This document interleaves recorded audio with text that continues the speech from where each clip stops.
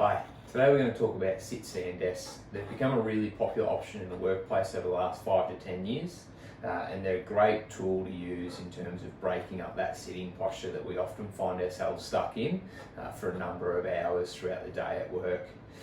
In terms of sit-stand desks, there's two different types. So we have the portable ones, which sit on top of your desk. They have a lever on one of the sides that helps to adjust the height of it. Or we have electronic ones, which is one that I'm fortunate enough to have here in my home office. Sit-stand desks are a great way to break up static sitting postures, which are a big contributor for lower back discomfort. But often I do find that people that are provided with sit-stand desks still don't quite know how to use them.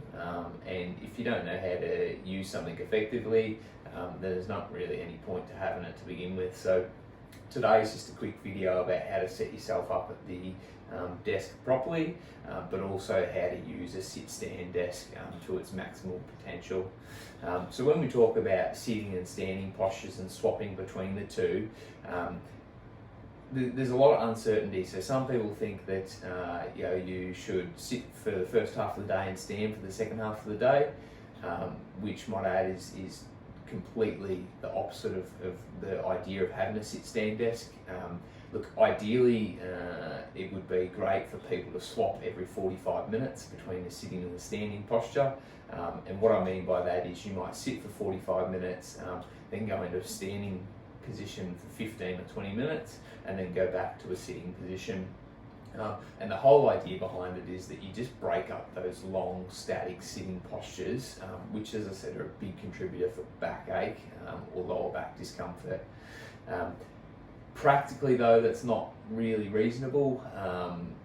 It would be great for people to be able to swap between these positions every hour, but it's probably more practical for them to do it a couple of times in the morning and a couple of times in the afternoon, keeping in mind that we also have a lunch break there, which you're hopefully taking away from your desk. So there's 4 or 5 opportunities in the day to break up that sitting posture.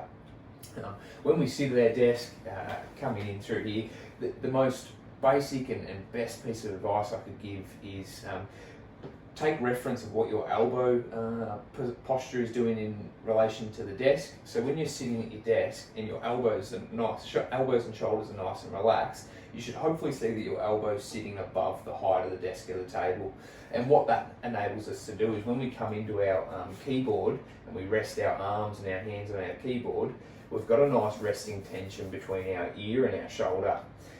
A bad example of this, just to highlight that point, is if you're sitting too low in your chair, your desk is too high, you have to lift your shoulders up in order to access and use the keyboard. And doing this for 4, 5, 6 hours a day is terrible for the neck and the shoulder muscles, and it's a massive contributor for headaches.